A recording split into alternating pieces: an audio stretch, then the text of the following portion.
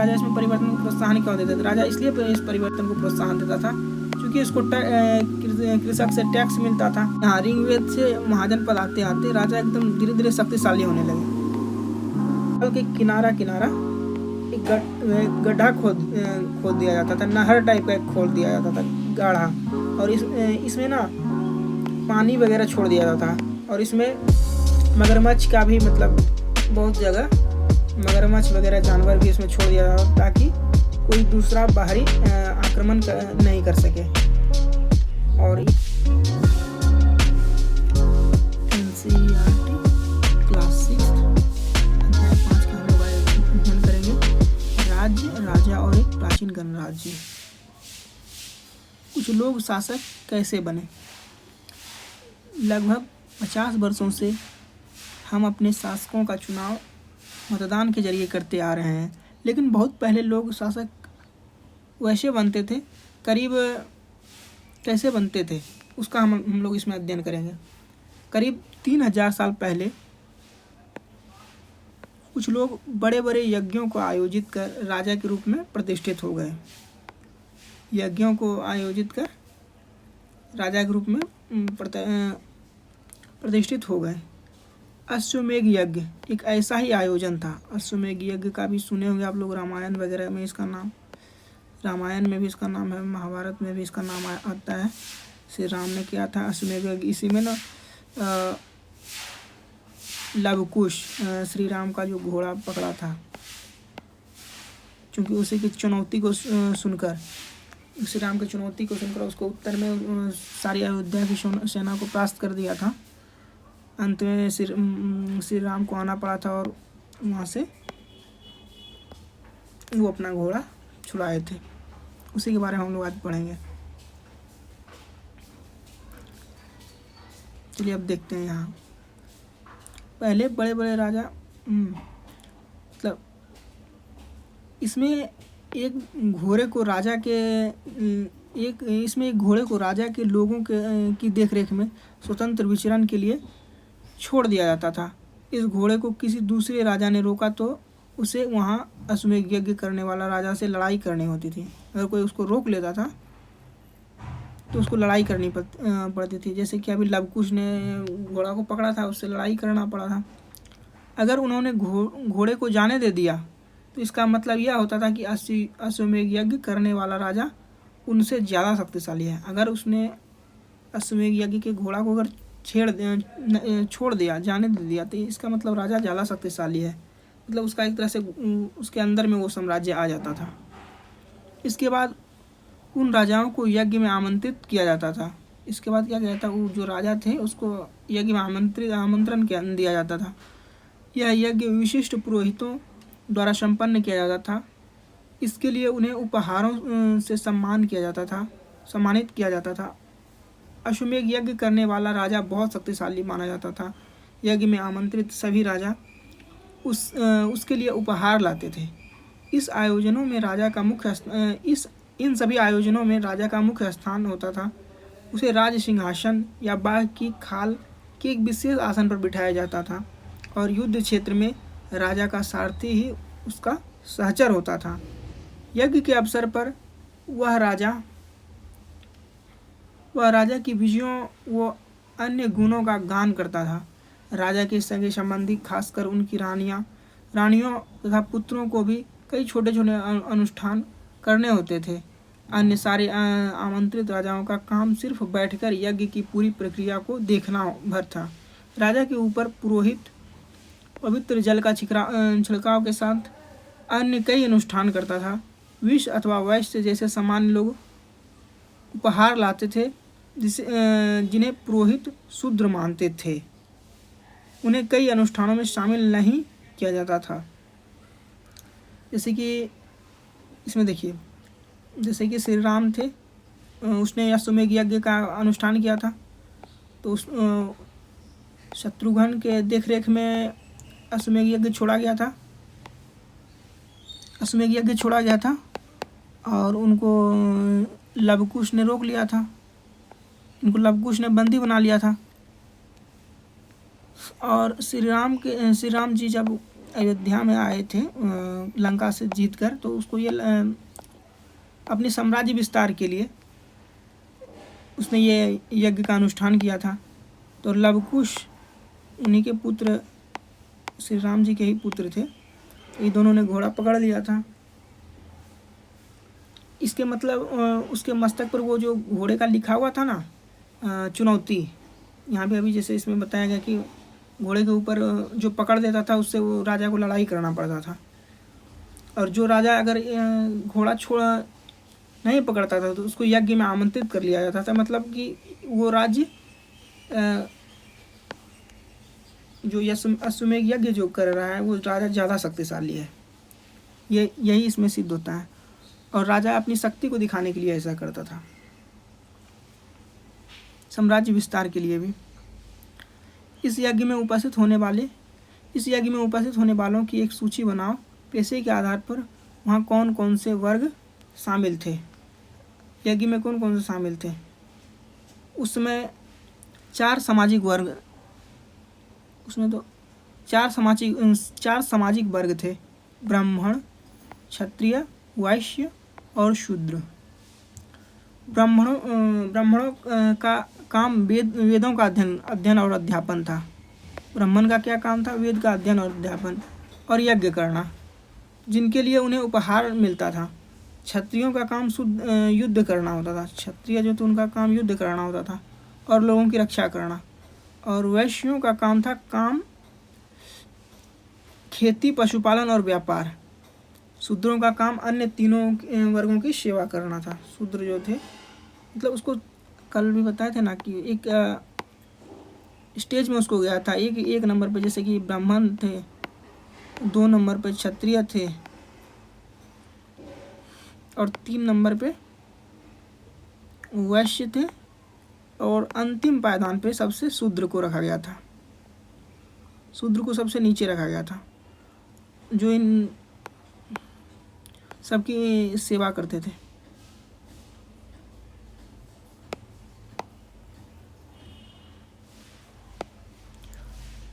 चित्रित धूसर पात्र इस तरह के पात्रों में ज़्यादातर थालियाँ और कटोरियाँ ही मिली है। ये पात्र बहुत ही पतली सतह की, सुंदर और चिकने थे। शायद इसका प्रयोग खास मौक़ों पर महत्वपूर्ण लोगों को भोजन परोसने के लिए किया जाता था। इसको ना महत्वपूर्ण लोगों के लिए भोजन परोसने के लिए इसका प्रयोग किया जाता था। बहुत ही मतलब बनाया गया कटोरी वगैरह। जनपद, महायज्ञों को करने वाला राजा अब जन के राजा ना होकर जनपदों के राजा माने जाने लगे। जन मतलब जनता का राजा नहीं होकर अब वो जनपदों का राजा माना जाने लगा। जनपद का शाब्दिक अर्थ जन के वसने की जगह है। जहाँ जन मतलब नागरिक जहाँ बसता था वहाँ पे उनको जनपद बोला जाने लगा। कुछ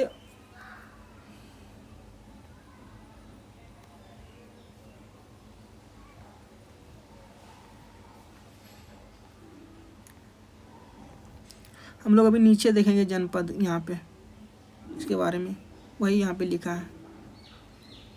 हम लोग नीचे देखेंगे, दिखाया गया है। पुरातत्वविदों ने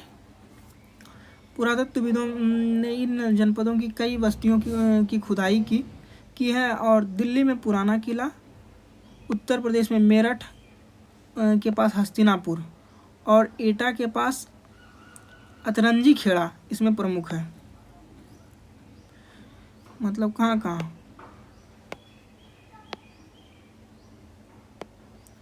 दिल्ली में पुराना किला, उत्तर प्रदेश में मेरठ के पास हस्तिनापुर,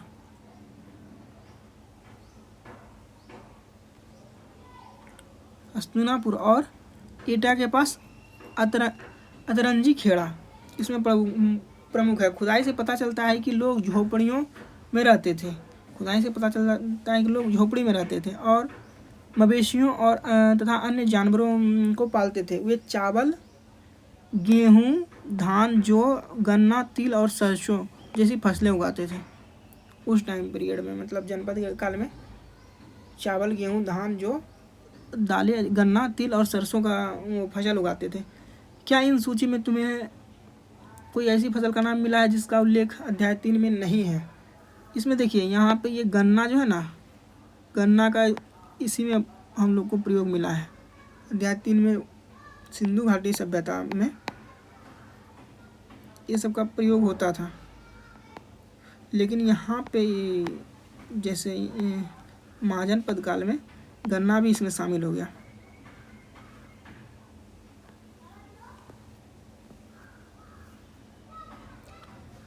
गन्ना मतलब इसको हम लोग ग्रामीण भाषा में गन्ना को केतारी बोलते हैं। इस टाइप का रहता है गन्ना।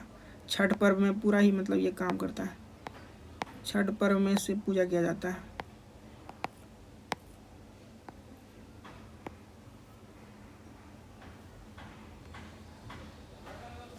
लोग मिट्टी के बर्तन भी बनाते थे। इनमें कुछ धूसर और कुछ लाल रंग के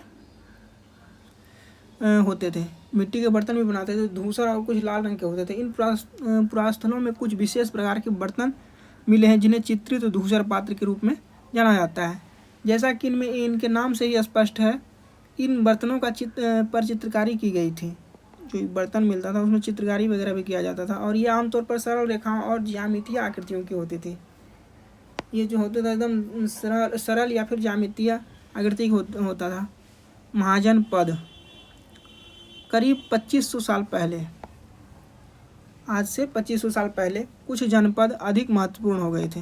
कुछ जनपद अधिक महत्वपूर्ण हो गया था, इन्हें महाजनपद कहा जाने लगा। जब जनपद ज़्यादा महत्वपूर्ण हो गया, जनपद ज़्यादा शक्तिशाली हो गया, तो उसको महाजनपद महाजनपद कहा जाने लगा, है ना। अभी नीचे वाला मानचित्र 4 में कुछ महाजनपदों को दिखाया गया है। अधिकतर महाजनपदों की एक राजधानी होती है। कई राजधानियों में किलेबंदी की गई थी, अर्थात उनके चारों ओर लकड़ी, ईंट और पत्थर की ऊंची दीवारें बनाई गई थी। कुछ महाजनपद में ना वो फेंसिंग किया गया था, लकड़ी का या फिर ईंट वगैरह का या फिर पत्थर से उसको बाउंड्री दिया गया था, मतलब एक वाल बना गया, दीवार बना दिया गया था।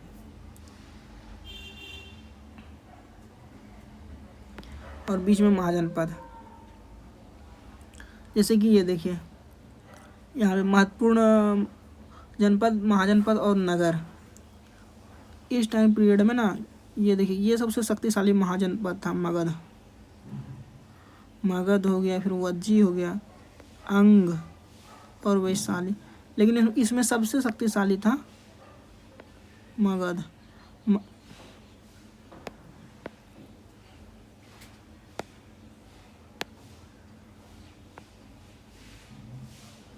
सबसे शक्तिशाली इसमें मगध और वज्जी के बारे में भी हम लोग इसमें पढ़ेंगे। ये मगध सबसे अति था इन सब महाजनपदों में। यहाँ पे देखिए मगध, वज्जी, अंग हो गया, फिर कौशाम्बी, है ना। ये है हस्तिनापुर, अवंती, इधर है गांधार,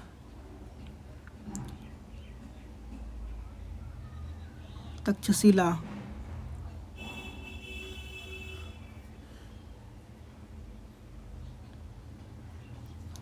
मैप करना बहुत ज़रूरी होता है। मैप से बहुत सारा एग्जाम में पूछा जाता है कि किस नदी के किनारे कौन महाजनपद वगैरह है। जैसे कि इधर ये सब बिहार में है, ये जो पूरा एरिया है ये बिहार में है।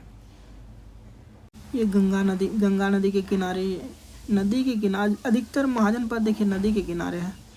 इधर भी देखिए नदी के किनारे, और इधर भी नर्मदा नदी के आसपास। और दक्षिण भारत में भी की नदियाँ हैं, इधर नदियाँ दिखाई गई है, गोदावरी, कृष्णा, तुंगभद्रा, पेन्नार, कावेरी।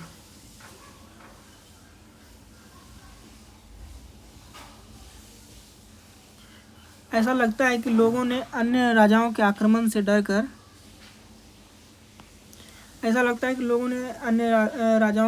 डरकर अपनी सुरक्षा के लिए उन किलों का निर्माण किया था।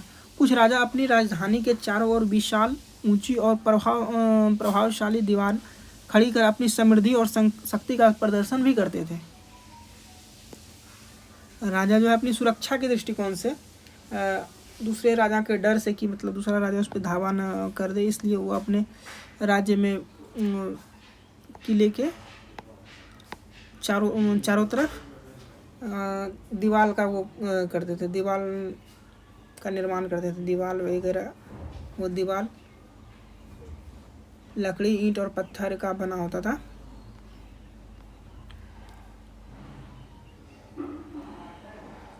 इस तरह की विशाल दीवार बनाने के लिए व्यापक योजना की आवश्यकता थी और लाखों की संख्या में ईंटों और पत्थरों का इंतजाम करना पड़ता था। हजारों स्त्री पुरुषों और बच्चों ने इसके लिए अथक परिश्रम किया होगा। इसके लिए संसाधनों की आवश्यकता पड़ती होगी। कोई भी घर आजकल देखते हैं छोटे से घर में बहुत सारा, एक छोटा सा घर बनाने में कितना हम लोग को मेहनत करना पड़ जाता है। तो सोच लिए उस टाइम पे बड़ा बड़ा पूरे जब साम्राज्य को, पूरे जब एरिया को, अपनी राजधानी को पूरा वो घेरा जाता होगा तो कितना दीवार लगता होगा। जैसे कि हम लोग रहते हैं मुंगेर में, तो मुंगेर में कासिम का जैसे किला है ना, पूरा फेंसिंग किया है चारों तरफ से, गंगा नदी के किनारे है, चारों तरफ से एकदम दीवार बनाया गया है। और ये इधर जैसे इधर गंगा नदी है, एक गेट बना दिया जाता था मेन जगह पे। यहाँ पे है गेट, इधर भी गेट है, मतलब जहाँ जहाँ पे मेन वहाँ जाने का उसका रहता था, वहाँ गेट बना दिया जाता था।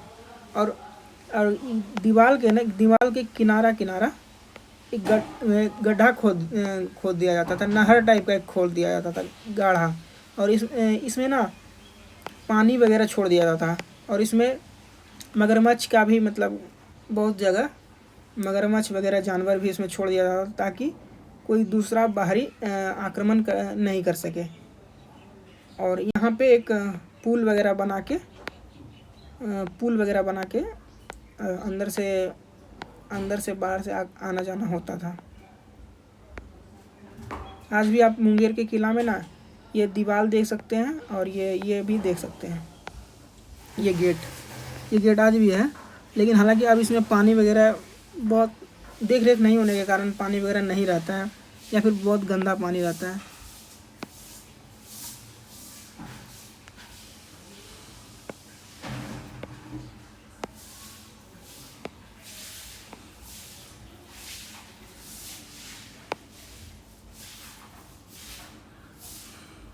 कौशाम्बी किले की दीवार यह चित्र आधुनिक उत्तर प्रदेश के इलाहाबाद के पास मिली एक ईंट की एक दीवार का अवशेष है। इसमें एक भाग का निर्माण 2500 साल पहले हुआ था। 2500 साल पहले इसका हुआ था निर्माण। ये जो देख रहे हैं कौशाम्बी का दीवार है ये।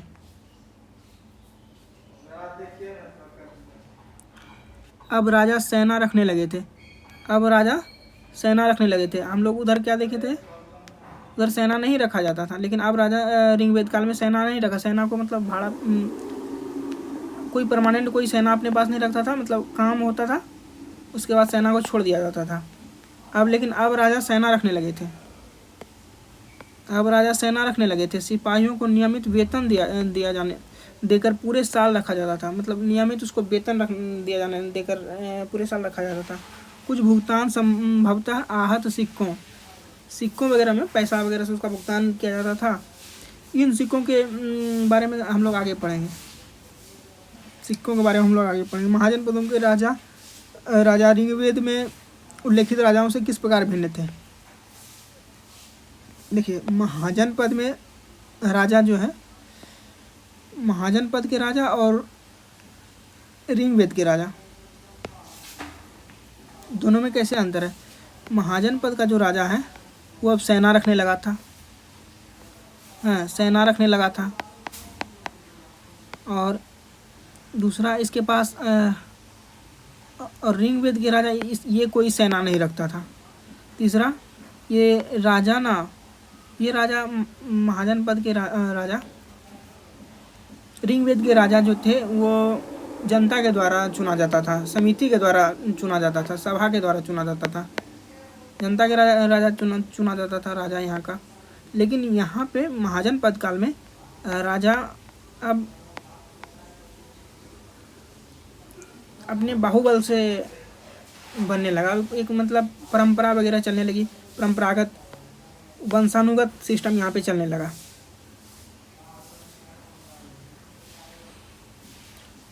पहले यहाँ पे जो राजा थे ऋग्वेद काल में, यहाँ ये मतलब सत्ता का उतना कठिन जीवन ही व्यतीत करते थे। मतलब इसका काम ही था युद्ध करना और लड़ना और सुरक्षा, इसका काम ही था। बाकी इनको ये वैभव अपने पैसे राजा जो अपने कोष में भी ज़्यादा पैसा नहीं रखते थे। कोष में क्या, इसके पास कोई कोष ही नहीं था, इसके पास कोई अपना महल वगैरह नहीं था, यहाँ पे अपना कोई राजमहल वगैरह नहीं था, कोई किला वगैरह का निर्माण नहीं किया था। लेकिन महाजनपद में किला वगैरह का भी निर्माण हो गया था, है ना। इसके पास किला वगैरह का भी निर्माण हो गया था। मतलब यहाँ से यहाँ ऋग्वेद से महाजनपद आते आते राजा एकदम धीरे धीरे शक्तिशाली होने लगे। महाजनपदों के राजा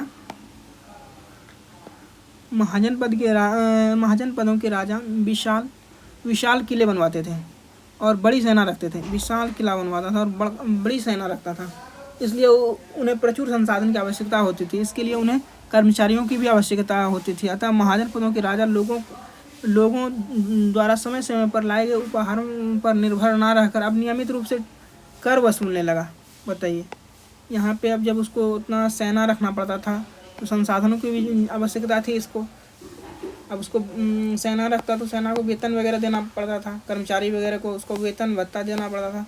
इसके लिए उनको अब जो उपहार वगैरह पर जो पहले निर्भर था, कहीं से जीत कर लाए वहाँ से कुछ उपहार जीते, तो उस पर निर्भर ना रहकर वो जनता पर टैक्स भी अब लगाने लगे थे, है ना। कर वसूलने लगे थे, आम नागरिक से टैक्स वसूलने लगे थे। टैक्स के रूप में क्या क्या, फसलों पर लगाए गए कर टैक्स वसूलने लगे थे नियमित रूप से। फसलों पर लगाए गए कर, कारीगरों के ऊपर लगाए गए कर, या फिर पशुपालकों को जानवर या उनके उत्पाद के रूप में कर देना पड़ता था। व्यापारियों को सामान पर कर देना पड़ता था। आखेटकों और संग्राहकों को जंगल से प्राप्त वस्तुएं देनी होती थी। मतलब सभी वर्गों को अब टैक्स देना पड़ता था। कृषक से लेकर व्यापारी से लेकर पशुपालक, कारीगर, सभी को देना पड़ता था।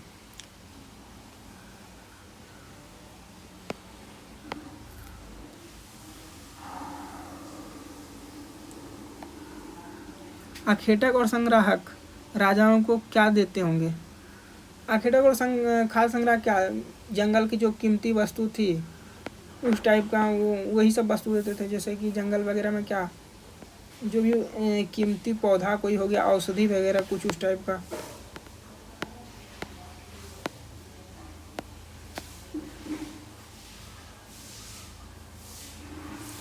लकड़ी वगैरह भी दे सकते हैं, जंगल के हैं तो लकड़ी ईंधन के रूप में जलाने के लिए लकड़ी का भी मतलब जंगल से जो प्राप्त वस्तुएं होता था। फिर फल वगैरह भी, सब्जी नहीं, फल वगैरह ये सब, और जानवर वगैरह भी गिफ्ट हो सकता है देते होंगे आखेटक। कृषि में परिवर्तन। इस युग में कृषि के क्षेत्र में दो बड़े परिवर्तन आए। हल के फाल अब लोहे के बनने लगे। वहाँ जो हम लोग हल देखे थे सिंधु घाटी सभ्यता में, तो वो लकड़ी का बना था, एक खिलौना के रूप में मिला था हम वहाँ पे। अब यहाँ पे ना हल का फाल जो है, हल का फाल इसको बोलते हैं। ये हल का जो आगे वाला पार्ट होता है ना,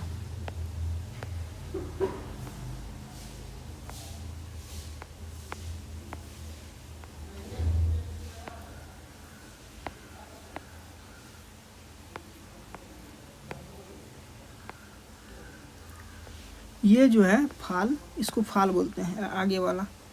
ये अब लोहा का बनने लगा था। लोहा अब कठोर जमीन को लकड़ी के फाल की तुलना में लोहे के फाल से आसानी से जोता जा सकता था। इसमें इससे फसलों की उपज बढ़ गई। दूसरे लोगों ने धान के पौधों का रोपण शुरू किया, अर्थात खेतों में बीज छिड़क कर धान उपजाने के बजाय धान के पौधे तैयार कर उनका रोपण करने लगे शुरू किया गया। अब पहले की तुलना में बहुत ज़्यादा पौधे जीवित रह जाते थे, इसलिए पैदावार भी ज़्यादा होने लगी। पहले सिर्फ धान वगैरह छींट के छोड़ दिया जाता था। अब जैसे जिस प्रकार अभी होता है ना रोपा वगैरह, कि एक मोरी पहले एक बार छींट दिया जाता है धान को, उसके बाद उसका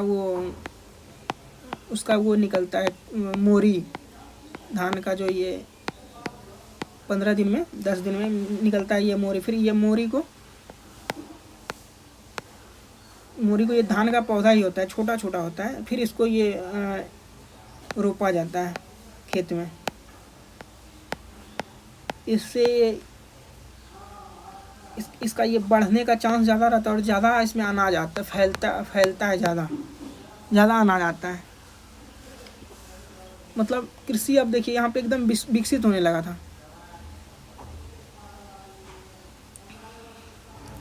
पैदावार भी ज़्यादा मतलब होने लगी। क्या तुम बता सकते हो राजा इन परिवर्तनों को प्रोत्साहन क्यों देते होंगे?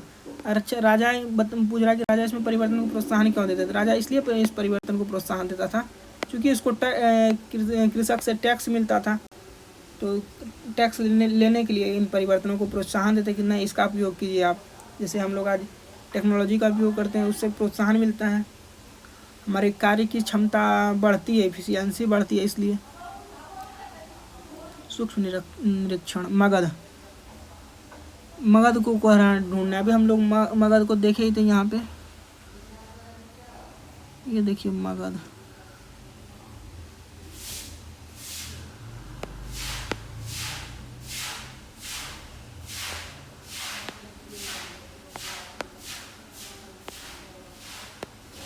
ये मगध है, बिहार में है। ये पूरा बिहार है, इससे ये है ना, ये यहाँ पे बिहार है, इधर झारखंड, ये है बिहार। बिहार में वैशाली, मगध, वज्जी और अंग, ये अंग महाजनपद, वज्जी, वैशाली, मगध। बगल में गंगा नदी है, बीच से गंगा नदी 2 भागों में इसको काट, देखिए बिहार को पूरे दो भागों में बीचों बीच काटती है।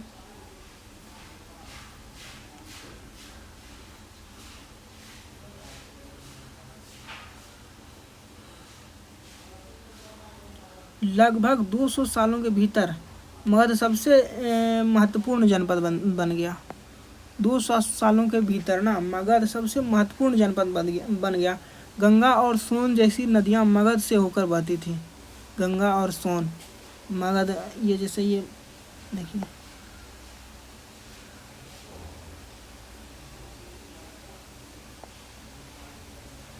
लगभग कुछ इस टाइप का बिहार है। और यहाँ से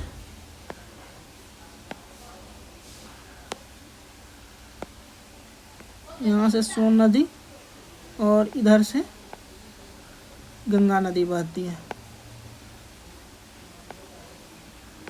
और यहाँ पे है मगध।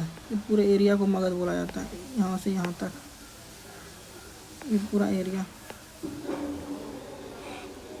मैं बोला सोन और गंगा और सोन नदी दोनों नदियाँ, गंगा और नदियाँ मगध से होकर बहती थी। ये मगध से होकर, गंगा और सोन नदी मगध से होकर बहता था। यातायात, जल संसाधन और ज़मीन को उपजाऊ बनाने के लिए बहुत महत्वपूर्ण थी। मगध का एक हिस्सा जंगलों से भरा था। मगध का जो ये हिस्सा था ये एकदम जंगलों से भरा हुआ था। गया वगैरह का क्षेत्र जो है, इधर गया, नवादा, नालंदा, पहले ना इधर एरिया में पूरा ज़्यादा जंगल बड़ा, पहाड़ी वगैरह क्षेत्र है। इधर पठार वगैरह भी है ना इधर, इसलिए जंगल इधर है।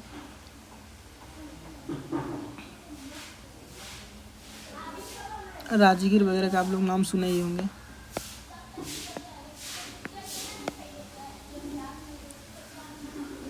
इन जंगलों में रहने वाले हाथियों को पकड़कर उन्हें प्रशिक्षित कर सेना के काम में लाया जाने लगा।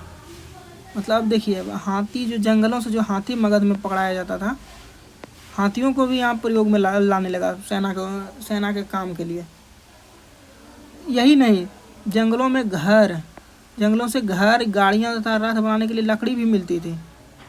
घर, गाड़ी और लकड़ी रथ बनाने के लिए लकड़ी का भी उपयोग होने लगा। इसके अलावा इस क्षेत्र में लौह अयस्क की खदानें मजबूत औजार और हथियार बनाने के लिए ये बहुत उपयोगी थे। इस एरिया में ना ये जो है विंध्य श्रेणी का ये है, ये रोहतास पठार और कैमूर का जो इधर पठार है, कैमूर इधर हो गया, इधर खड़गपुर के पहाड़ी हो गया इधर। और ये जो है यहाँ पे लोहा का वगैरह का भी मतलब अयस्क मिलने लगा, तो इससे औजार का भी मतलब बनने लगा, औजार बनने लगा, सेना का विस्तार होने लगा, हाथियों का भी उपयोग होने लगा। मतलब सेना को एकदम अत्याधुनिक बनाने के सेना एकदम अत्याधुनिक बनने लगा। मगध के दो बहुत शक्तिशाली शासक बिंबिसार और अजातशत्रु भी हो जाता उसको, ये हुआ। ये अन्य जनपदों की जीतने के लिए ये हर संभव साधन अपनाते थे। ये जो बिंबिसार था ना, ये बिंबिसार और ये अजातशत्रु, ये था हर्यक वंश का ये शासक था। बिंबिसार जो था ये बहुत शक्तिशाली शासक था, और ये जो अजातशत्रु है इसी के ना टाइम पीरियड में बौद्ध धर्म प्रथम बौद्ध संगीति हुआ था, प्रथम बौद्ध संगीति।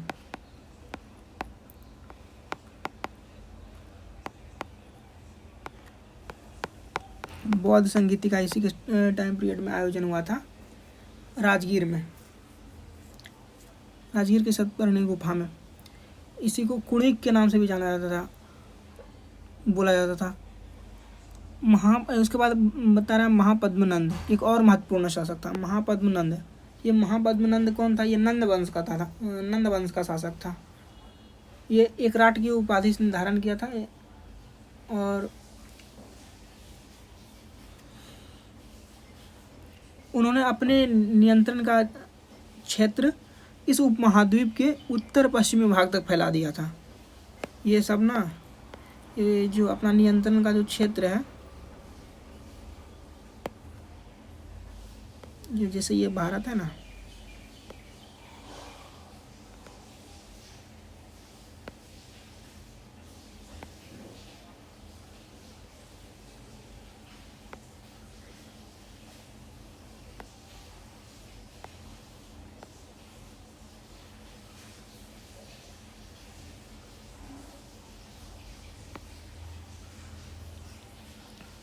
तो ये जो था, ये अपना जो नियंत्रण का जो क्षेत्र है, बिंबिसार, अजातशत्रु और महापद्मनंद, ये अपना उपमहाद्वीप के उत्तर पश्चिमी भाग तक, उपमहाद्वीप के उत्तर पश्चिम, ये हो गया उत्तर और ये हुआ पश्चिम, इस पूरे एरिया तक ये फैला दिया था अपना।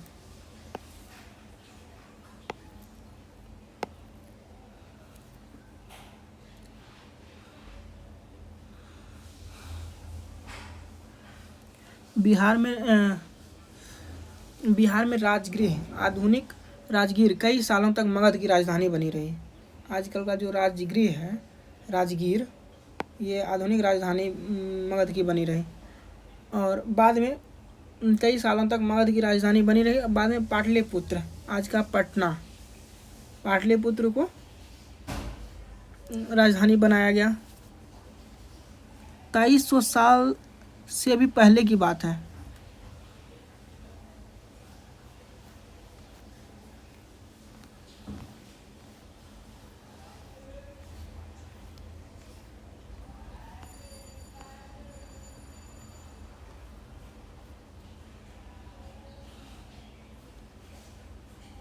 मतलब लगभग 300 बीसी के आसपास है ना, 2300 मतलब 300 बीसी के आसपास का ये बात है।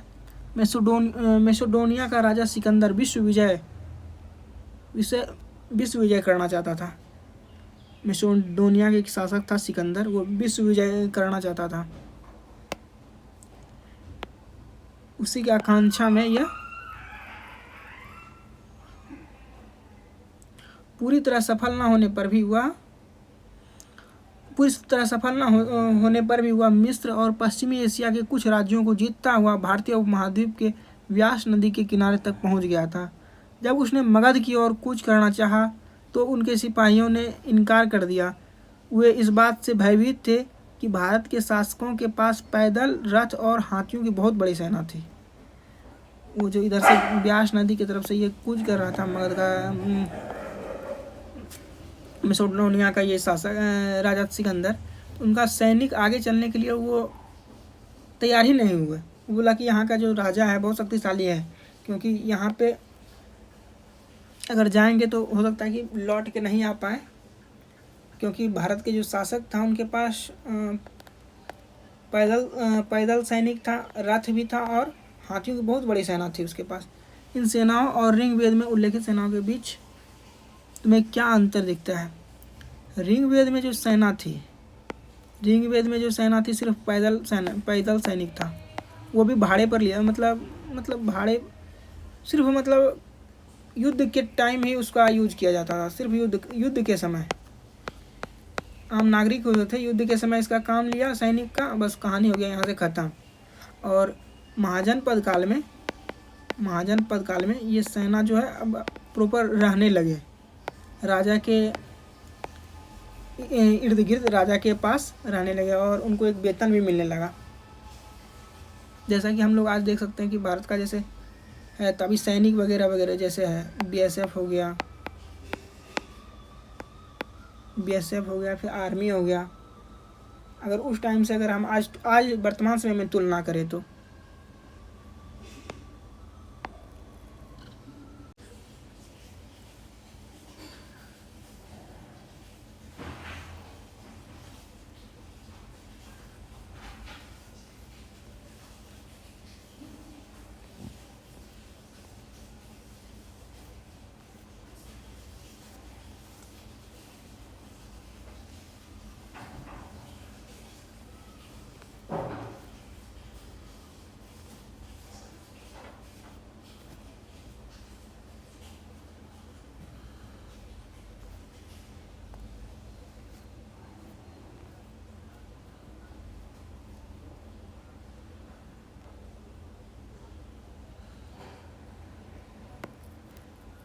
बारे में आप पढ़ते हैं। वज्जी मगध एक शक्तिशाली राज्य बन गया था, उसके नज़दीक ही वज्जी एक राज्य था, जैसे कि यह है बिहार।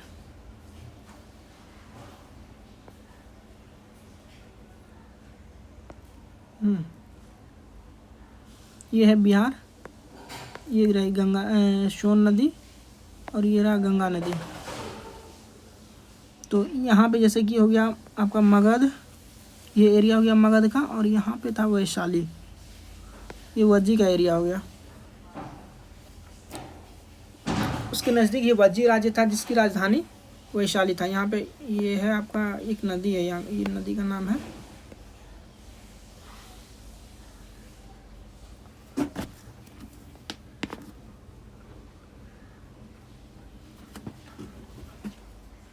गंडक नदी। इस नदी का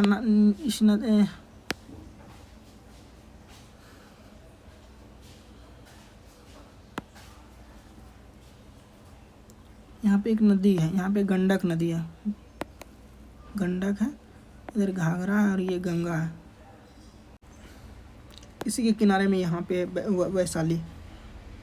यहाँ एक अलग किस्म की शासन व्यवस्था थी जिसे गण या संघ कहते थे। ये वैशाली में अलग ही टाइप का एक शासन था, यहाँ पे इसको बोला जाता था गण या फिर संघ। गण या संघ में कई शासक होते थे और इसमें से प्रत्येक व्यक्ति राजा कहलाता था। इसमें प्रत्येक व्यक्ति जो गण होता था वहाँ उसमें जितना व्यक्ति राजा था, प्रत्येक व्यक्ति राजा कहलाता था। मतलब ये सभी राजा विशिष्ट अनुष्ठानों को एक साथ संपन्न करते थे। सभाओं में बैठकर ये बातचीत, बहस और वाद विवाद के जरिए तय करते थे कि क्या करना है और किस तरह करना है। शत्रुओं के आक्रमण से निपटने के लिए वे मिलकर चर्चाएं भी करते थे और स्त्रियां दास और कम्मकार इन सभाओं में हिस्सा नहीं ले सकते थे। वहाँ का जो आदमी था, वहाँ पे एक मीटिंग होता था यहाँ वैशाली में, उसको बोला जाता था गण या संघ। इसमें कौन कौन हिस्सा लेता था? उसमें जो हिस्सा लेता था सबको राजा बोला जाता था। ठीक है, इसमें प्रत्येक व्यक्ति को ही राजा बोला जाता था, देखिए है ना, प्रत्येक व्यक्ति। उसमें इसमें बहुत सारा शासक होता था और इसमें प्रत्येक व्यक्ति राजा कहलाता था। और इसमें ना स्त्री भाग नहीं लेती थी, लड़की महिला वगैरह, मतलब फीमेल इसमें भाग नहीं लेती थी। और फिर दास, जो मतलब किसी का सेवक है, वो भी नहीं भाग लेता था। और जो काम करने वाला आदमी है वो भी इसमें भाग नहीं लेता था।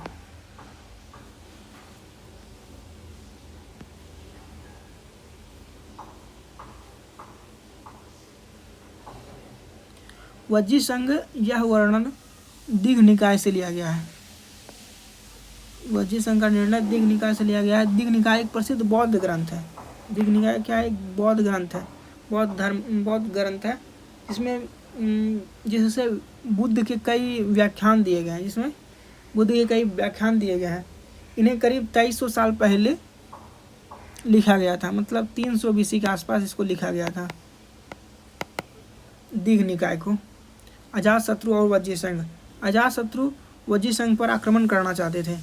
अजातशत्रु जो है वज्जी संघ पर आक्रमण करना चाहते थे। उन्होंने अपने मंत्री वशकार को बुद्ध के पास सलाह के लिए भेजा था। उसका एक मंत्री था, अजातशत्रु का मंत्री वशकार को बुद्ध के पास सलाह लेने के लिए भेजा। बुद्ध ने उनसे पूछा कि क्या वज्जी सभाएं नियमित रूप से होती है? बुद्ध ने उनसे पूछा कि क्या वज्जी सभाएं नियमित रूप से होती है तथा उनमें सभी सदस्य उपस्थित होते हैं। जब उन्हें पता चला कि ऐसा होता है, उन्होंने कहा कि वज्जीवासी तब तक उन्नति करते रहेंगे जब तक वे पूर्ण और नियमित सभाएं करते रहेंगे, आपस में मिलजुल कर काम करते रहेंगे, पारंपरिक नियमों का पालन करते रहेंगे, बड़ों का समर्थन और उनकी बातों पर ध्यान देते रहेंगे। वज्जी महिलाओं के साथ जोर जबरदस्ती नहीं करेंगे और उन्हें बंधक नहीं बनाएंगे। शहरों तथा गांवों में चैत्यों का रखरखाव करेंगे। विभिन्न मतावलंबी संतों का सम्मान करेंगे और उनके आने या जाने पर कोई रोक नहीं लगाएंगे। वज्जी संघ अन्य महाजन पदों में से कैसे भिन्न था? कम से कम 3 अंतर बताओ। देखिए, वज्जी संघ और दूसरे महाजन पद में क्या अंतर था?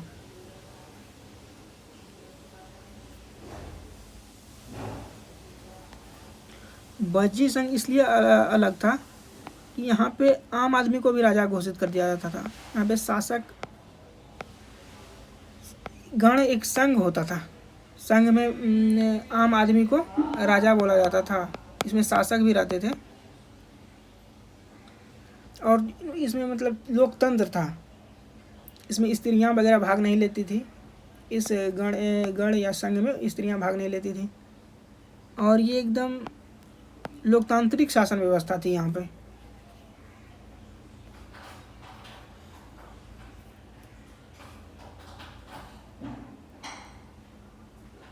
यहाँ पे नियमित सभाएं भी होता था। मिलजुल कर लोग काम करता था। पारंपरिक नियमों का पालन भी करता था, है ना। समान समर्थन की भी बात उनका, महिलाओं के साथ ज़बरदस्ती नहीं करता था। शहरों गाँव में चैत्यों का भी रखरखाव करता था और संतों का भी सम्मान करता था। बाकी दूसरे जगह में इस टाइप का कोई सिस्टम नहीं था। यहाँ पे जैसे कि आज हम लोग लोकतंत्र देखते हैं, ये लोकतंत्र यहीं से, विश्व का जो सबसे पहला लोकतंत्र है यही वज्जी संघ से मिला है, वज्जी वैशाली। इसीलिए इसको विश्व का लोकतंत्र भी कहा जाता है। इसको यहीं से लोकतंत्र की उत्पत्ति यहीं से हुई थी। आज हम लोग जिस लोकतंत्र में रहते हैं। कई शक्तिशाली राजा इन संघों को जीतना चाहते थे। कई जो शक्तिशाली राजा था इन संघों को जीतना चाहते थे। इनके बावजूद उनका राज्य अब से लगभग 1500 साल पहले तक चलता रहा, मतलब 500 AD तक चलता रहा। उनके बाद गुप्त शासकों ने गुप्त काल आया, तो गुप्त शासकों ने क्या किया, गण और संघ पर विजय प्राप्त कर उन्हें अपने राज्य में शामिल कर लिया। गौन और अथी का अपने विजय कर लेके आप उसको अपने राज्य में मिला लिया। गुप्त काल, गुप्त शासन में, गुप्त काल में ये गुप्त वंश में आया था चंद्रगुप्त प्रथम, और फिर इसी में आया था समुद्रगुप्त वगैरह। इसी में हम लोग चंद्रगुप्त द्वितीय के भी बारे में पढ़ेंगे। कुमार गुप्त, स्कंद गुप्त, इस टाइप से ये गुप्त वंश चलता रहा।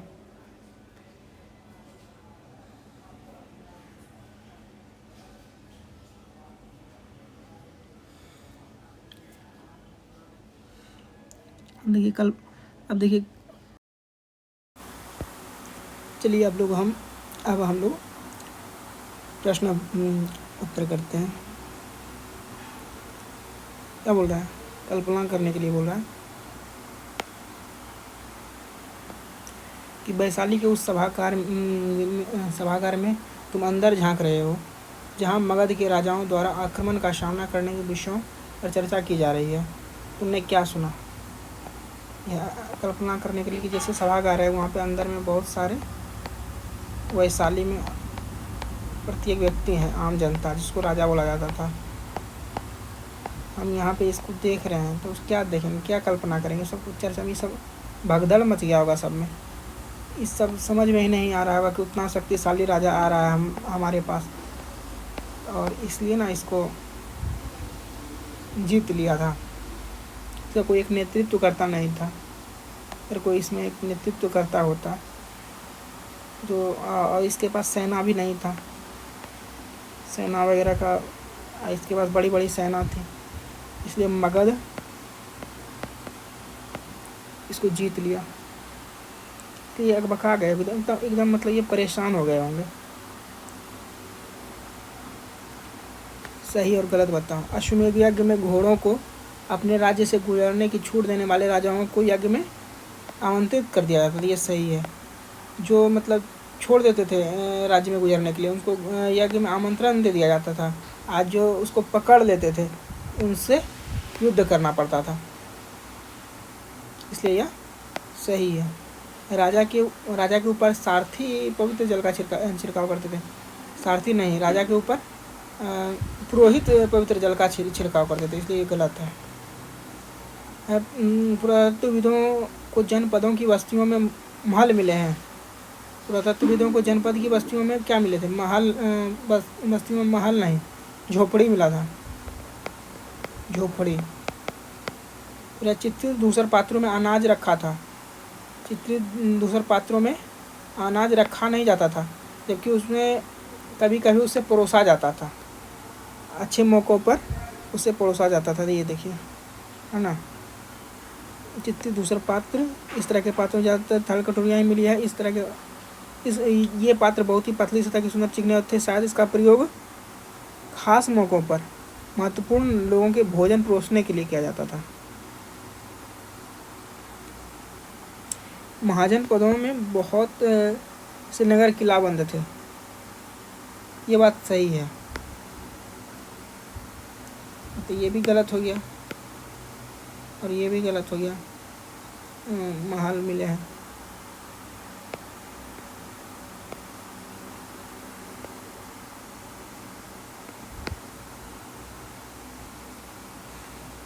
नीचे देखिए, खानों में निम्नलिखित शब्द भरे। यह आखेटक और संग्राहक, आखेटक और संग्राहक है। इधर आखेटक और संग्राहक है। यहाँ है कृषक, व्यापारी है, इसमें शिल्पकार है और पशुपालक है। ये बोलना करने के लिए, ये सब मतलब टैक्स देते थे राजा को। ये सबसे राजा टैक्स लेता था, कर। समाज के वे कौन से समूह थे जो गणों की सभाओं में हिस्सा नहीं ले सकते थे? कौन सा वह समूह था जो हिस्सा नहीं लेता था? कौन नहीं लेता था? महिला नहीं लेती थी, हाँ, और दास नहीं लेता था, और कौन नहीं लेता? कामगार।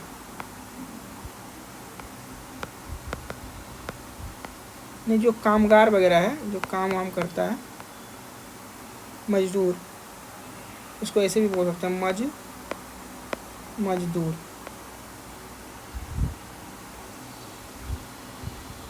महाजन पद के राजाओं ने किले क्यों बनवाए थे? किले वो क्या है बनवाए थे? किले बनवाए थे सुरक्षा के लिए, और कुछ राजा अपने शक्ति प्रदर्शन के लिए भी बनाते थे, किले का निर्माण करवाते थे। और दूसरे राज्यों महाजन पदों से लड़ाई के समय वो सुरक्षा के एक दीवार के रूप में काम करता था। देखिए यहाँ पे भी लिखा हुआ भी है, भी हम लोग ऊपर पढ़े थे।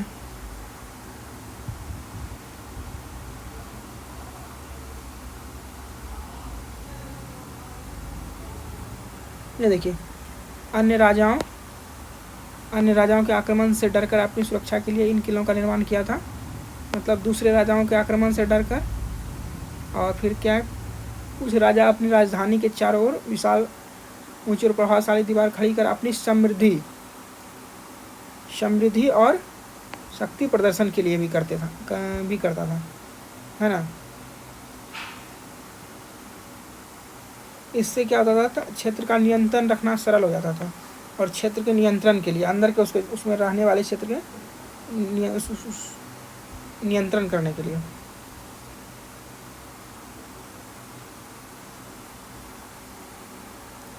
क्या तुम्हारे राज्य में प्राचीन जनपद थे? अगर हाँ तो उनके नाम लिखो। हम लोग जैसे कि बिहार से हैं। अगर नहीं तो अपने राज्य के सबसे नज़दीक पड़ने वाले जनपदों के नाम बताओ। हम लोग जैसे बिहार से हैं।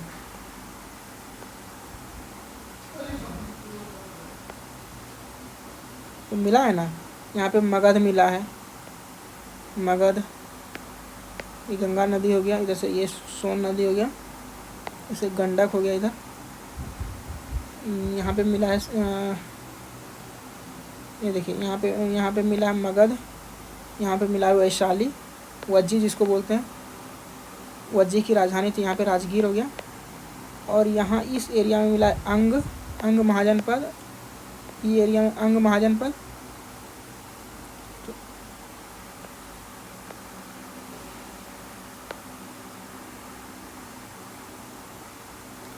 फिर है क्या बोल रहा है,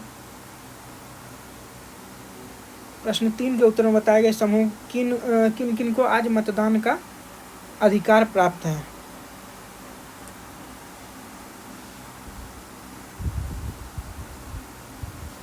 देखिए यहाँ पे इन सब में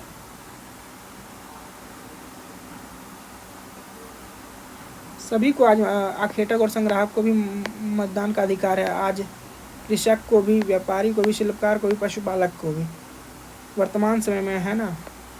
आज जो है मतदान का अधिकार सबको है।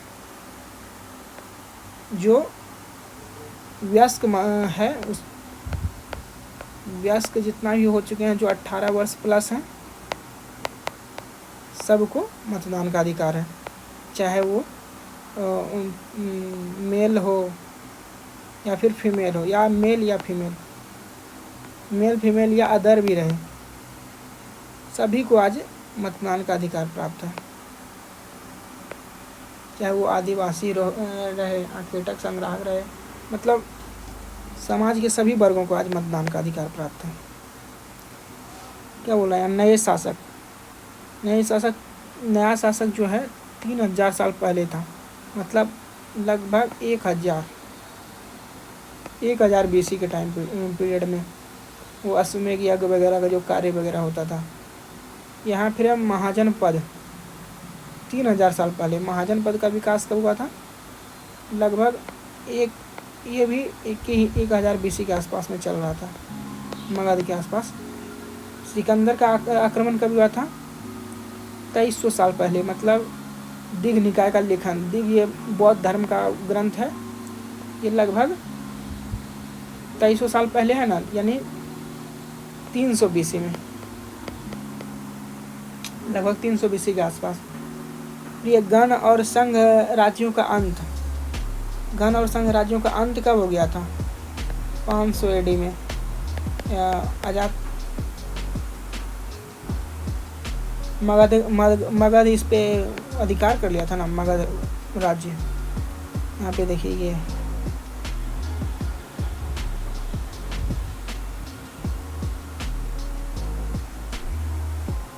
गुप्त शासक काल, गुप्त के टाइम पीरियड में इसमें अपने राज्य में शामिल कर लिया था। इसी के साथ दोस्तों अब फिर मिलेंगे कल। सी यू।